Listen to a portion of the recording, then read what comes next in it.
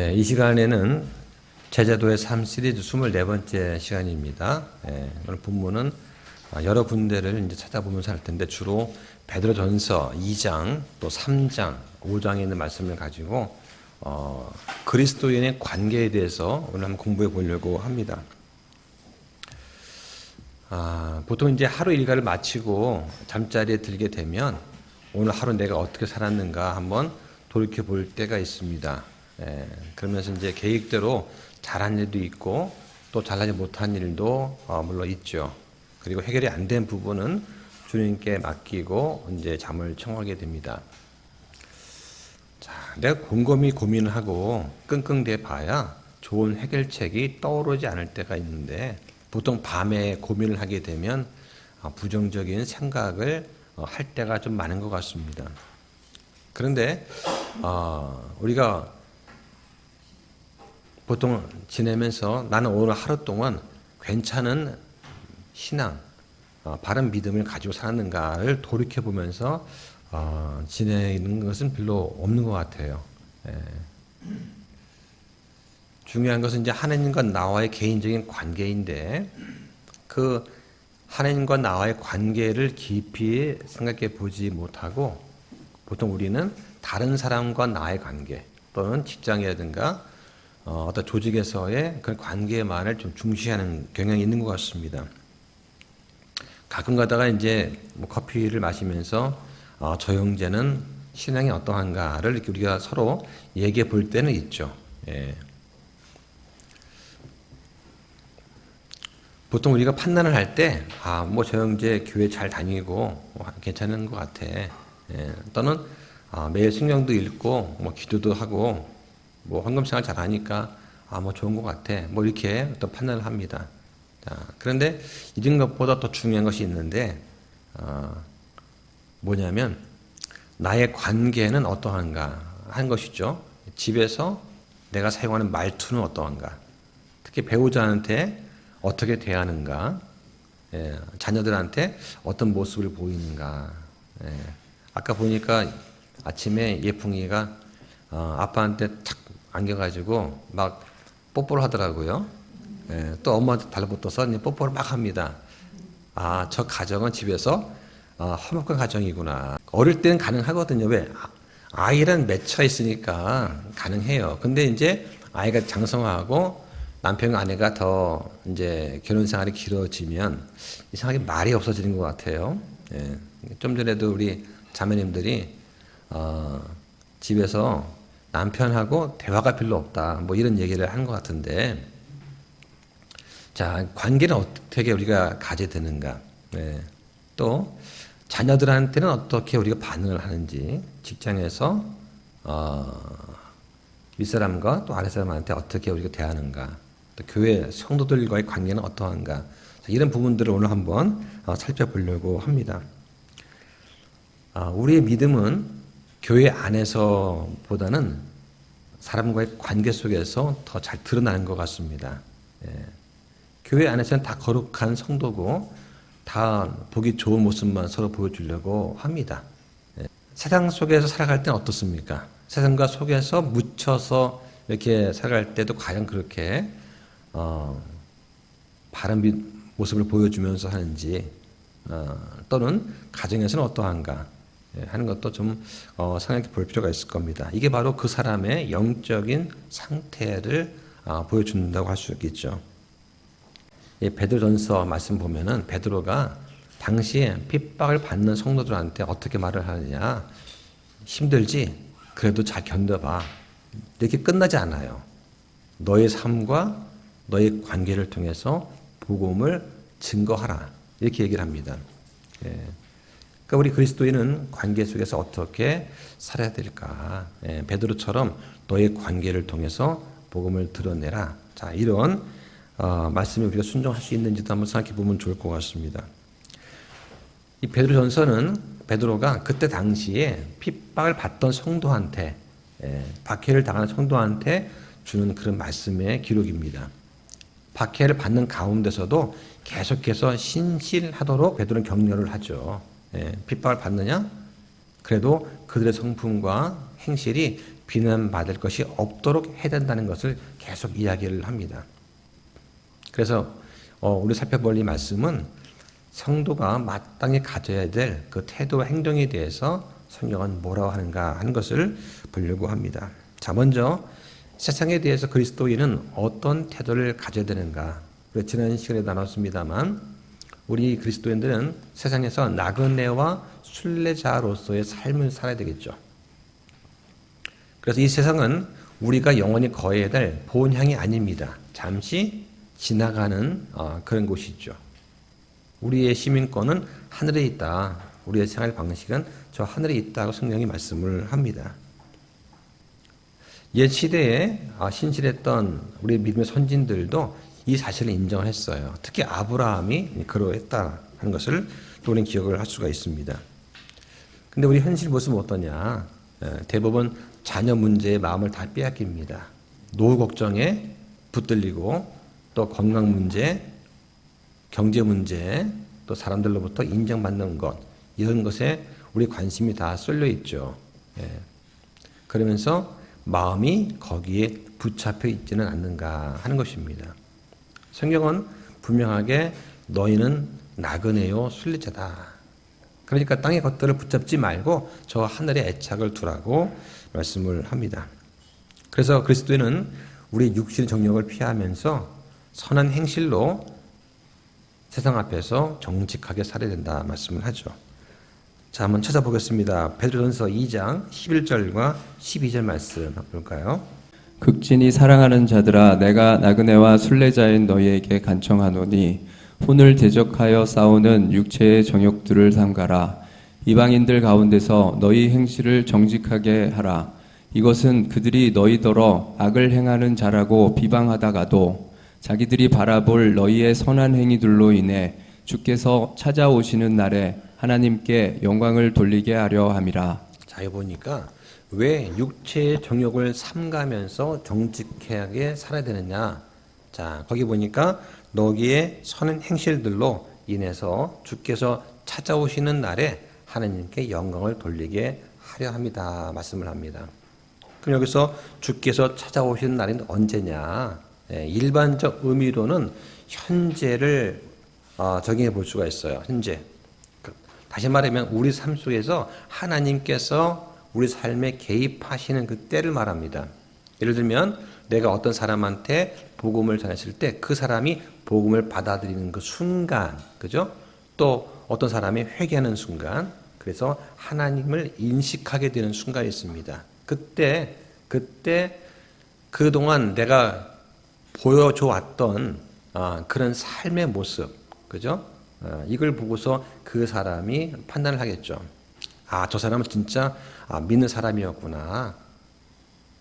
저 사람을 보니까 하나님은 살아 계시는구나. 이런 것들을 알게 되고 그 결과로 하나님께 영광을 돌리게 된다라고 볼 수가 있습니다. 그런데 평상시 행동이 아주 엉망이면서 복음을 전한다면 그 듣는 사람이 어떻게 반응을 하겠습니까? 하는 것이죠. 그래서 우리의 정욕을 생각하면서 선의 행실로 우리가 보여줘야 된다고 하는 것입니다. 자, 또 한 가지 뭐가 있냐면 궁극적으로는 미래에 해당합니다. 주님께서 나타나시는 그 재림의 날과 관련되어 있습니다. 그때는 모든 게 다 드러납니다. 사람들의 평가가 다 뒤집히고 성도의 삶만이 증거로 남게 되죠. 그 결과 비난했던 사람들도 결국 인정하게 되는 것입니다. 그들이 옳았구나. 그들이 전했던 그 복음 말씀이 사실이었구나. 하나님 정말 참되시구나 하는 것을 그들이 인정하고 고백하게 됩니다. 그 결과로 하나님께 영광을 돌리게 되는 것이죠. 자, 그 영광이 어떻게 드러나느냐? 자발적인 예배로 드러날 수도 있고 또는 강제적으로 인정하게 만드는 그럴 수도 있어요. 자, 빌립보서 2장 10절과 11절 말씀 한번 보겠습니다. 하늘에 있는 것들과 땅에 있는 것들과 땅 아래 있는 것들의 모든 무릎이 예수라는 이름에 굴복하게 하시고 또 모든 혀가 예수 그리스도는 주시라고 시인하여 하나님 아버지께 영광을 돌리게 하셨느니라. 자, 여기 보면은 모든 무릎이 예수라는 이름에 굴복하게 하셨다. 자, 이건 뭐 어떻습니까? 강제적으로 하나님께 영광을 돌리게끔 만드는 상황이 있다 하는 얘기죠. 자, 하늘에 있는 것들, 즉 천사들입니다. 땅에 있는 것들, 살아있는 사람들이죠. 땅 아래에 있는 것들, 즉 죽은 사람들 또는 지옥에 있는 존재들, 타락한 영들을 말합니다. 자, 이 모든 것들이 모든 무릎이 예수라는 이름에 굴복하게 하신다. 즉 심판 앞에서 더 이상 부정하거나 부인할 수 없게 된다라고 하는 것이죠. 명백하게 드러나게 됩니다. 주님께서. 자, 또 모든 혀가 예수 그리스도는 주시라고 시인할 수밖에 없다. 그러니까 결국 하나님 아버지께 영광을 돌리게 된다라고 하는 것입니다. 자, 그러면 이제 두 번째로 정부에 대해서 그리스도인은 어떠한 태도를 가져야 되는가? 자, 그리스도인은 누구보다도 더 법과 질서를 잘 지키는 그런 사람들이 되어야 되겠죠. 예. 오늘 아침에 이렇게 차를 타고 쭉 오다가 횡단보도에서 섰어요. 신호 대기하느라고. 근데 바로 옆에 있는 어떤 차가 쑥 지나가는 거예요. 그러면서 브레이크를 꽉 밟았습니다. 누군가 하고 봤더니 어떤 여자분이 핸드폰을 이제 만지작거리면서 앞에 행인과 자전거가 지나가는데 모르고 그냥 들이친 거예요. 가까스로 멈췄지만, 근데 그분이 이제 놀라가지고 후진을 쭉 이제 합니다. 그러면서도 핸드폰을 계속 보면서 그리고 이제 신호 바뀌어서 출발해야 될 거 아닙니까? 그런데 후진기를 넣은 상태예요. 또 밟으니까 뒤로 가지 않습니까? 그거 보면서 저분이 오늘 교회 가야 되는데 급했나 보다. 그러지 않고서 주일 아침에 이렇게 빨리 갈 이유가 없어. 이런 얘기를 했단 말이죠. 예. 자, 법과 질서를 잘 지켜야 되는데 정말 그분이 그리스도인이라면 정말 부끄러운 일이 아닐 수가 없습니다. 예. 하마터면 사람을 이렇게 해할 수도 있는 그런 상황인데 본인이 깜짝 놀라가지고 좀 정신을 차릴 텐데 그 와중에 계속 핸드폰을 이제 보고 있다는 게 참 이해가 잘 안 됐어요. 자, 요즘 세상을 돌아가는 걸 잘 보면 이런 생각이 듭니다. 이게 맞는가? 이런 정보를 정말 따라야 되는가? 그런 생각이 들 때가 있습니다. 세상이 이제 거꾸로 가는 거 아닌가? 예. 어떤 사람들은 이게 나라냐? 뭐 이런 말도 하는 것 같습니다. 자, 근데 성경은 뭐라고 말하느냐? 보겠습니다. 베드로전서 2장 13절 말씀 볼까요? 주를 위해 사람을 모든 중례에 복종하되 왕에게는 최고 권위자에게 하든하고. 네, 자, 여기 보니까 모든 규례에 복종하라. 그러니까 법과 질서를 잘 지키라고 하는 거예요. 그런데 왕한테, 즉 최고 권위자한테 하듯 하라고 하는 것입니다. 자, 여기 보니까 복종하라고 말합니다. 자, 왜 복종해야 되느냐? 정부가 완벽해서가 아닙니다. 하나님께서 질서를 위해서 정부를 세워주셨기 때문이죠. 그리고 우리는 법을 지키고 세금을 내고 또 지도자를 위해서 기도를 해야 됩니다. 이건 정치 문제가 아니라 믿음의 문제예요. 인간 정부는 하나님께서 정하신 두 가지 목적 가지고 존재를 합니다. 자, 그게 밑에 볼까요? 자, 14절 말씀 한번 보겠습니다. 총독들에게는 악을 행하는 자를 징벌하고 잘 행하는 자를 칭찬하기 위해 그가 보낸 자들에게 하듯 하라. 네. 자, 왜 우리가 인간 정부한테 복종해야 되느냐? 정부 하는 일이 뭐예요? 악한 자, 악을 행하는 자를 처벌하는 겁니다. 그죠? 그거를 할 수 있도록 공권력을 준 거예요. 또 잘 행하는 사람, 선을 행하는 사람한테는 칭찬하기 위한 것이죠. 예. TV 보면은 어떤 그 행인이 지나가는 이렇게 범인을 잡도록 도와준다든가 어떤 위기에 처한 어떤 사람을 도와줘가지고 뭐 경찰에서 이렇게 표창을 받는 그런 일도 있습니다. 예. 그러면 보면 훈훈하죠.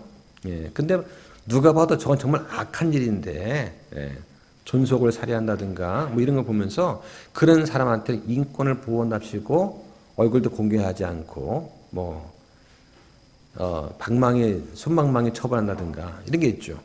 성경에 사람을 죽인 자는 생에 처라고 되어 있는데 사람을 죽였는데 사형은커녕 어떤 절도범보다 못한 형량을 주거나 뭐 이런 경우도 있단 말이죠. 예. 잘못하고 있는 것이다, 정부가. 자, 그런데 정부는 하나님으로부터 온 것이다. 따라서 그리스도에는 복종해야 된다라고 말씀을 하는 겁니다. 예, 세금도 잘 내야 됩니다. 또 정부를 위해서 위선자를 위한 기도도 우리가 매달 또 하고 있지 않습니까? 자, 보겠습니다. 디모데전서 2장 1절부터 3절까지 말씀 한번 볼까요? 그러므로 내가 권면하노니 무엇보다 먼저 모든 사람을 위해 간구와 기도와 중보와 감사를 드리고 왕들과 권위를 가진 모든 자들을 위해서도 그리하라. 이것은 우리가 전적으로 하나님을 따르며 정직한 가운데 조용하고 평화로운 삶을 살려 함이라. 이것은 우리 구원자 하나님의 눈앞에서 선하며 그분께서 받으실 만한 것이니.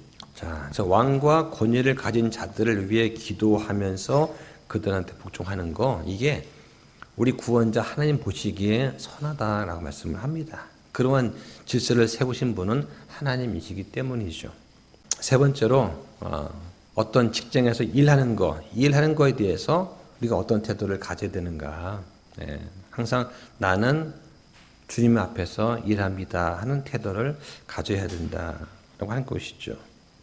자, 또 보겠습니다. 베드로전서 2장 18절 말씀 한번 볼까요? 종들아 모든 두려움을 가지고 너희 주인들에게 복종하되 선하고 부드러운 자들에게뿐만 아니라 까다로운 자들에게도 그리하라. 네, 요즘에 이제 뉴스에 나오는 것이 무엇입니까?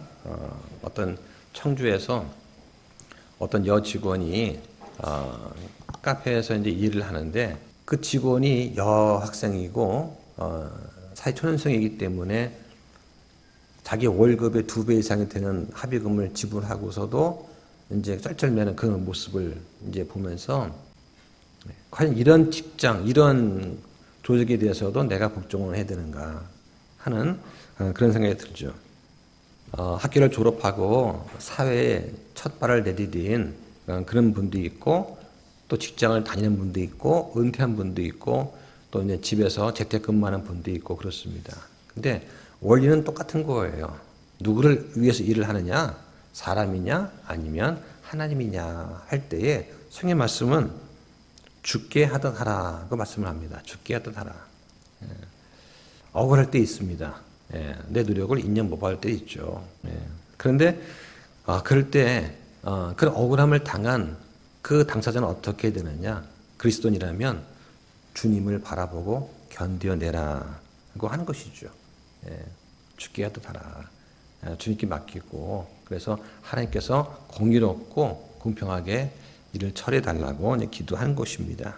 이게 우리 그리스도인의 믿음이라고 할 수 있겠죠.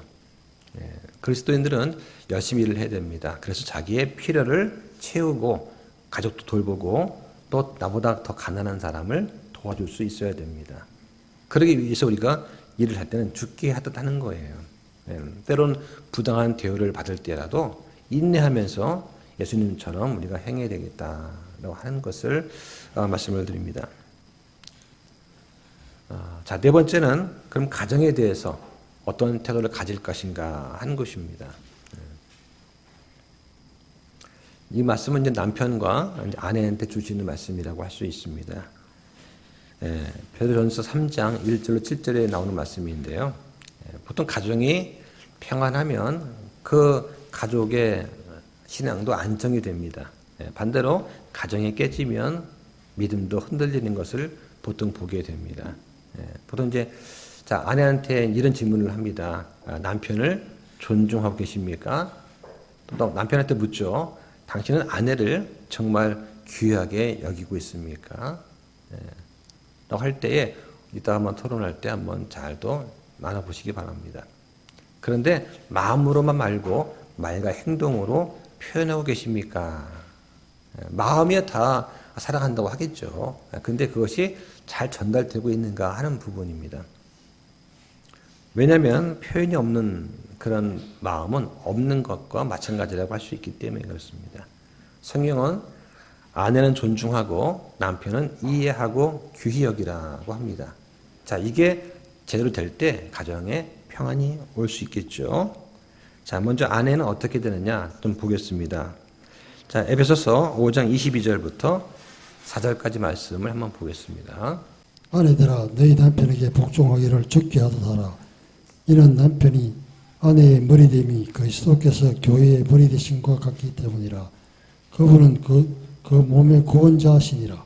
그러므로 교회가 그리스도께 복종하듯 그렇게 아내들도 모든 일에 자기 남편에게 복종할지니라. 네. 자. 이 말씀이 이 시대에 제대로 지켜주고 있는가. 누가 잘하고 못하고 떠나가지고 기본적으로 성경적인 원리는 그렇습니다. 남편이 아내의 머리가 된다. 대표라고 하는 것이죠. 대표. 그리스도께서 교회의 머리 되심과 똑같다고 하는 것입니다. 그래서 교회가 그리스도께 복종하듯 아내들도 모든 일에 남편한테 복종하라고 말씀을 합니다. 그러니까 명령조로 하시는 거죠. 남편이 남편답지 못하다 하더라도 그렇게 복종을 해야 됩니다. 아내는 남편을 돕는 자가 돼야 되죠. 어떤 걸 도와야 되느냐? 육체적, 가정적, 정서적, 또 영적인 부분에서 남편을 잘 섬기며 도와주고 복종을 해야 됩니다. 요새 젊은 사람들 사귀는 거를 규제하는 걸 보면은 아내가 돼서 남편한테 복종한다 이 말을 아마 인정 못할 거예요. 그리스도인 가정에서 교육받은 그런 사람들이 아니면 또는 엄하게 가정교육을 받은 그런 사람들이 아니라면 요즘 젊은 사람들은 아마 남편과 대등하든가 아니면 남편보다 위에 있다가 느끼든가 할 것입니다. 그런 것들을 이제 보면서 왜 결혼할 때 남자가 여자보다 좀 나이가 많아야 되는가에 대한 하나의 이유라고 좀 개인적으로 생각을 합니다. 만약에 아내가 더 남자보다 나이가 많게 되면 이게 쉽지 않아요. 보통 호칭부터 그렇고 내가 나이가 많고 사회 경험도 풍부하고 내가 볼 때 더 남편이라는 사람은 좀 어리게 보일 수 있지 않습니까? 그런데 복종한다는 건 쉽지가 않은 것이죠. 근데 반대로 우리 부모님 세대처럼 남자가 나이가 많고 여자가 적게 결혼을 하게 되면 그럼 자연스럽게 호칭부터가 바뀌죠. 그리고 남자가 아내를 좀 귀하게 여길 수가 있고 아내는 자연스럽게 순종하며 따라오는 것이 좀 자연스러운 것 같아요. 자, 그 다음에 남편은 어떻게 될 것인가? 자, 보겠습니다. 거기 베드로전서 3장 7절 말씀 한번 보겠습니다. 남편들아 이와 같이 너희도 지식에 따라 그들과 동거하고 아내를 더 약한 그릇이요 또 생명의 은혜를 함께 상속받을 자로 여기고 존중하라. 그래야 너희 기도가 방해를 받지 아니하리라. 자, 성경이 다소 가부장적인 것처럼 쓰졌다. 그런 걸 다 떠나서 성경 말씀에 우리가 순종하는 입장에서 볼 때 뭐라고 하시느냐? 남편들은 지식에 따라서 그들과 동거하고 아내를 약한 그릇으로 여기라고 합니다. 근데 남편은 지식이 있어야 됩니다. 그래서 아내가 여자가 얼마나 약한 그릇인가, 이게 육체적으로 정서적으로 약하다는 거예요. 능력이 없다는 것이 아니라 어떻게 보면은 여자는 남편보다 늦게 만들어졌으니까 좀 더 개선됐겠죠. 더 뛰어날 것입니다. 남편의 부족한 부분을 도와주려면 더 뛰어난 존재가 돼야 될 거예요. 하지만 육체적으로 정서적인 면에서 여자는 약합니다. 그래서 뭐 하나 잘못하면은 여자들은 금방 눈물부터 보이죠. 눈물 보이면 일단 반은 이기고 가는 거다 이런 생각이 있는 건가요? 잘 웁니다. 약한 그릇이에요.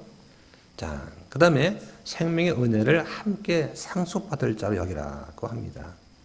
그 목적은 너의 기도가 방해받지 않기 위함입니다.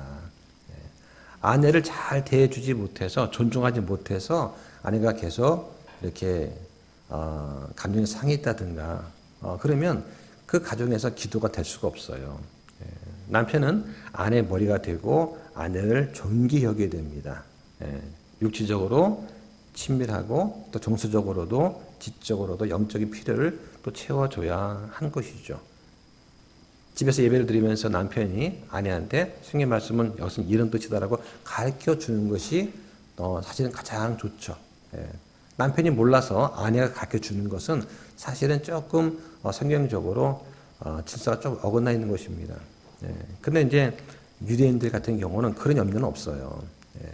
철저하게 남자들이 어릴 때부터 그 교육을 받고 훈련받기 때문에 당연히 여자들보다 많이 압니다.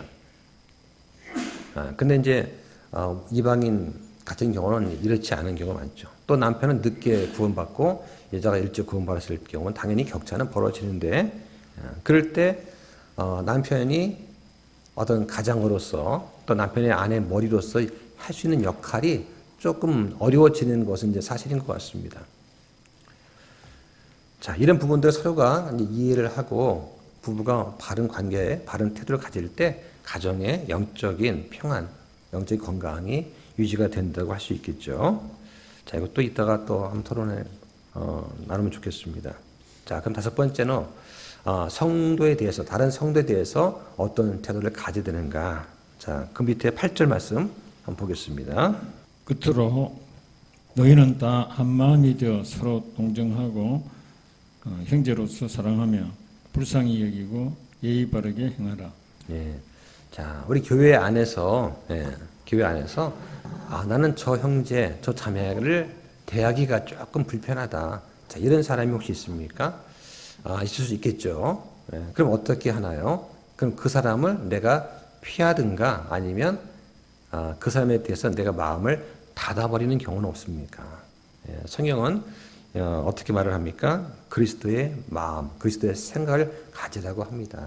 그게 뭐냐면 사랑과 겸손과 긍휼히 여기는 거, 용서하는 마음이죠. 자, 특히 어떤 것이 있느냐? 자, 그 밑에 9절 말씀 보겠습니다. 악을 악으로 욕설을 욕설로 갚지 말고 오히려 그와 반대로 축복하라. 이런 일을 위해 너희가 부르심을 받은 줄 너희가 아나니 이것은 너희가 복을 상속받게 하려 함이니라. 자, 여기 보면은 악을 악으로 욕설을 욕설로 갚지 말라고 합니다.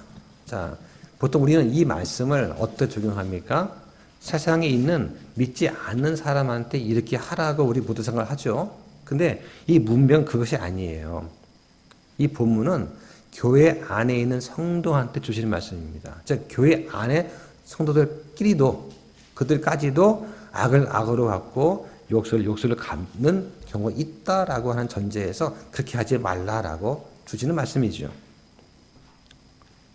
그럼 교회는 어떤 곳이냐? 교회는 완벽하고 성숙한 사람들이 모인 곳이냐? 그렇지 않다고 하는 것입니다. 교회는 부족한 사람들, 근데 그 부족함을 알고 인식하는 사람들이 모여서 서로 사랑하면서 사랑을 배워가는 곳이죠. 적어도 교회 안에서는 그것은 옳지 않습니다 말하면 한 번쯤은 자신을 돌이켜보고 반성하고 회개할 수 있는 기회가 여건이 있는 곳이다 하는 것이죠. 세상은 그렇게 하지도 않죠. 그래서 우리가 한 생각을 품어야 된다. 그리스도의 마음을 가져야 된다. 어떤 거냐? 서로 사랑하고 겸손하고 긍휼히 여겨주는 거. 그리고 악을 악으로 갚지 않는 거. 우리 혀를 절제하는 거. 또 거기 밑에 11절에 보면 악에서 떠나 선을 추구하는 거. 또 화평을 추구하는 것. 이것이 한 생각을 품는다고 하는 것이 되겠죠. 자, 또 성경은 순수한 마음으로 서로 뜨겁게 사랑하라 이런 말씀도 합니다. 하나님을 사랑하는 증거는 행함과 진실함으로 나타나야 된다고 하는 것이죠. 자, 그럼 여섯 번째로 사탄에 대해서는 우리가 어떤 태도를 가져야 되는가? 사탄에 대해서 보겠습니다. 자, 베드로전서 5장 8절과 9절 말씀 한번 보겠습니다. 정신을 차리라 깨어 있으라 너희 대적 마귀가 울부짖는 사자같이 두루다니며 삼킬 자를 찾나니 믿음에 굳게 서서 그를 대적하라. 세상에 있는 너희 형제들도 동일한 고난을 겪는 줄 너희가 아느니라. 성경은 마귀에 대해서는 마귀를 대적하라고 말합니다. 자, 죄에 대해서는 유혹에 대해서는 피하라고 말을 하고 마귀는 대적하라고 말을 합니다. 자, 마귀가 지금 이 시간도 열심히 일하고 있다는 사실을 여러분 믿으십니까? 성경은 분명히 말합니다. 마귀가 우는 사자처럼 삼킬 자를 찾고 있다라고 하는 것이죠. 조금만 틈만 보이면 또 무리해서 이탈돼서 믿음이 약해져 있는 그 상대방을 끊임없이 끈질기게 물고 늘어지는 그런 경향이 있습니다. 왜 우리 인간관계가 자꾸 깨어지느냐? 그 이유 중에 하나는 뭐냐? 마귀가 공격하는 거예요. 사탄이 성도의 그 관계에 금이 간 부분을 집중 공략해서 무리로부터 그 사람을 떨어지게 만들고 또 가장 약한 그런 지체를 집어삼키려고 애를 쓴다고 하는 것입니다. 그럼 어떻게 되느냐? 우리가 항상 깨어 있어야 됩니다. 우리의 말을 조심해야 됩니다. 우리의 생각도 조심해야 됩니다. 우리의 습관적인 행동도 잘 돌이켜볼 수 있어야 됩니다. 그러면서 믿음으로 사탄을 대적해야 되죠. 예. 자, 마귀는 지금도 분명히 활동 중입니다. 예. 그러니까 우리는 사탄의 영역을 가능하면 피해야 됩니다. 마귀가 불화살을 쏠 때가 있어요. 예. 그래서 에베소 6장 16절에 보면 사탄이 불화살을 쏜다고 말합니다. 영적으로 공격을 할 때가 있어요. 그때 우리는 잘 방어할 수 있어야 됩니다. 예. 그래서 이 불화살이라고 하는 것이 뭐냐? 성도한테 던지는 영적인 공격이다 하는 것이죠. 자, 한번 읽어볼까요?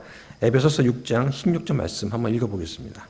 모든 것 위에 믿음의 방패를 취해 그것으로 너희가 능히 그 사악한 자의 모든 불화살을 끄며. 자, 이게 불화살이라는 말 나오는데 실제 이건 화살이 아니고 성도한테 던지는 영적인 공격이에요. 예. 주로 어떤 것이 해당되느냐? 의심하는 것이 해당됩니다. 예. 창세기 3장에서 사탄이 이브한테 말하죠. 정말 하나님이 그렇게 말씀하시더냐? 말씀에 대한 불신을 심어줍니다. 예. 또 정죄감과 죄책감을 갖게 만듭니다. 이미 용서받은 죄에 대해서 계속 생각나게 하죠. 그러면서 낙심하게 만들어요. 내가 예수 그리스도를 믿고 구원받고 했을 텐데 그 다음에도 또 오르는 그 죄에 대해서 죄책감을 느끼게 만들고 너 그때 이렇게 했었잖아 하면 계속해서 자기를 자책하게 만드는 거. 이게 사탄이 불화살을 쏘는 거예요. 이미 우리는 구원받으면 내 과거의 죄와 현재의 죄와 미래의 죄가 다 용서를 받게 됩니다. 예, 이게 칭의 구원이거든요. 예, 예수 그리스도의 피로 인해서 우리 죄가 용서받는 거예요. 내가 사과한다고 해서 내가 그 문제를 푼다고 해서 그게 용서받는 것이 아니라 예수 그리스도의 보혈의 피 때문에 내 모든 죄가 다 용서된다. 그런데 마귀는 어떡합니까? 너 옛날에 이런 거 했잖아 하고 양심을 콕콕 찔러요. 그러면서 너 같은 사람이 어떻게 구원받을 수 있겠니? 라고 하면서 우리를 정죄한단 말이죠. 이게 마귀가 쏘는 불화살이에요. 네. 이 불화살은 맞은 다음에 상처 부위를 계속 커지게 만듭니다. 번지게 만들어요. 그리고 끄기 어렵게 만듭니다. 네. 그래서 불화살이라는 말을 썼죠. 또 어떤 정욕과 유혹 같은 것이 있습니다. 순간적으로 우리의 감정을 자극해가지고 불타오르게 만드는 그런 욕망 같은 것들. 이게 마귀가 쏘는 불화살이다. 그러니까 다윗도 거기 넘어갔지 않습니까? 예. 또 두려움과 염려가 있습니다. 미래에 대해서 과도한 공포를 갖게 만듭니다. 네가 구원은 받았지만 네가 갖고 있는 직장, 네가 하고 있는 일, 이거 언제까지 갈 것 같아 하면서 미래를 불안하게 만드는 것이죠. 예. 그러면서 믿음을 계속 공격을 합니다. 또 분노와 감정을 폭발하는 경우도 있습니다. 이게 관계를 깨트리는 그런 거예요. 한번 이 불화살로 인해서 관계가 깨지게 되면 계속 번집니다. 확산이 돼요. 예. 통제가 무척 어렵습니다. 그러면서 교회와 가정을 무너뜨린다. 이게 사탄이 쏘는 불화살이다. 라고 하는 것이죠. 자, 이런 모든 관계에 우리 대처하는 공통적인 원리는 뭐냐? 죽게 하듯 하는 것입니다. 세상에 대해서도 죽게 하듯 하고 정부에도 주를 위해서 하듯 대하고 일도 죽게 하듯 하고 가정도 주님의 세우신 질서에 따라서 순종하고 교회도 그리스도의 생각을 품고 우리가 대하고 영적인 전쟁도 믿음으로 대적해서 이겨야 된다고 하는 것이죠. 자, 이런 오늘 우리가 나누는 이런 것을 하나 정리한다면 이런 거예요. 우리의 믿음 생활은 관계에서 드러난다 하는 것입니다. 나는 가정에서 어떤 사람인가? 나는 교회에서 어떤 사람인가? 나는 세상 속에서 어떠한 모습일까 하는 것을 오늘 한번 진지하게 나누면 좋을 것 같습니다. 그러면서 내 삶을 통해서 예수 그리스도가 나타나고 있는가 하는 것을 한번 잘 나눠보면 좋겠습니다. 나와 그리스도의 관계가 똑바로 서게 되면 나머지 관계는 바로 설 수 있어요. 이게 제일 중요한 것입니다. 먼저 하나님과 나의 관계가 바로 서면 나머지는 점점 나아집니다. 근데 하나님과 나의 관계가 무너지게 되면 다른 것들이 아무리 좋아도 개선될 수는 없다. 따라서 억지로 관계를 바꾸기보다는 먼저 주님과 나의 관계를 바르게 세우는 것, 여기에 초점을 두면 좋을 것 같습니다. 그래서 이번 한 주간도 우리가 뭐 큰 일을 하려고 하기보다는 한 가지라도 한번 실천하면 좋을 것 같아요. 우리 말 한마디, 태도 하나, 또 용서 하나 하는 것, 작은 걸 순종할 때 우리 삶과 가정도 바뀔 거라고 생각이 됩니다. 결국 그래서 모든 사람은 예수라는 이름에 굴복한다. 성경은 이렇게 말씀을 합니다. 문제는 자발적으로 내 꿇을 것이냐 아니면 나중에 강제로 꿇게 되느냐, 이게 차이가 되겠죠. 나는 어떻게 할 것인가를 한번 진지하게 생각하고 토론하면 좋겠습니다. 자, 기도 마치겠습니다.